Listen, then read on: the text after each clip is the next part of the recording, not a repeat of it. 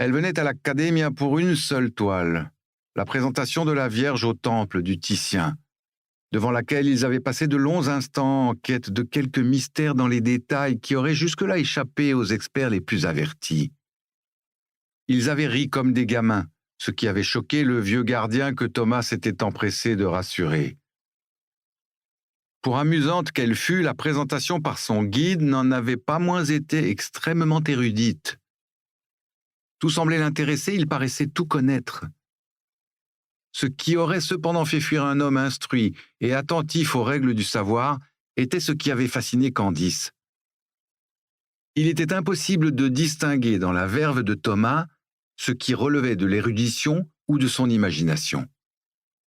Ainsi, il lui avait présenté un à un tous les membres dirigeants de la Scuola della Carità, commanditaires de l'œuvre et représentés par le peintre dans la foule de spectateurs à gauche de la fresque.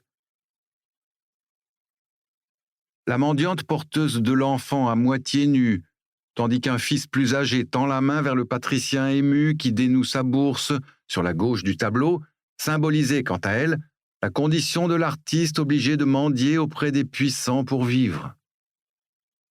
Le geste de l'enfant, c'est celui du peintre. Ajoute un pinceau entre ses doigts. Observe encore le jeu des mains. Dans cette scène, 5 mains groupées, celle de l'enfant, du patricien, les 2 de la mendiante et une de son bébé, sur une surface infime, toute pointée vers la bourse et l'argent, le siècle dans ce qu'il a de plus trivial.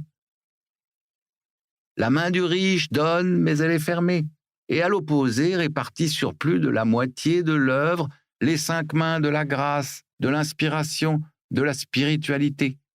Du doigt tendu au bas de l'escalier, par l'élégante en rouge dont le regard, contrairement à son doigt, fait le lien avec le premier ensemble de mains, on monte à la Vierge. Une main relève le pan de la robe et l'autre est grande ouverte devant le prêtre, dont les paumes accueillantes referment le mouvement initié par la femme et orientent le regard du spectateur non plus sur le vil métal, mais sur l'âme vive par excellence. Mais qu'aperçoit-on d'abord dans cette fresque étonnante? La Vierge nimbée d'or. Ne serait-ce pas plutôt cette horrible vieillarde au premier plan qui nous dit que l'essentiel n'est pas ce que l'on croit? Vois les mains de cette femme, synthèse des 2 groupes, une ouverte, une fermée. Mais son regard mauvais est tourné vers la gauche, la foule qui se presse, la mendiante et les riches donateurs. Il n'y a pas que cette vieille. Elle est elle-même au centre d'un autre triangle, négatif de celui dont la Vierge est le centre. Cela commence en haut à droite, cette figure effrayante cerclée de noir qui se penche à la porte du temple. Son regard conduit à la marchande dont les yeux sont braqués sur, regarde à l'extrême gauche, cette espèce de spectre dont même le visage est mangé d'ombre. Et que vise son regard assassin?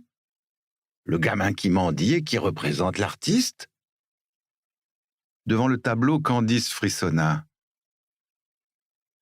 La Vierge enfant était toute transcendance, mais elle était isolée, retranchée des humains, cependant que dans la foule, juste au centre de la composition, un garçonnet de son âge jouait avec un chien qui l'excitait d'un anneau de bois. Celui-là, il y avait peu de chances qu'il ait consacré sa vie à la spiritualité.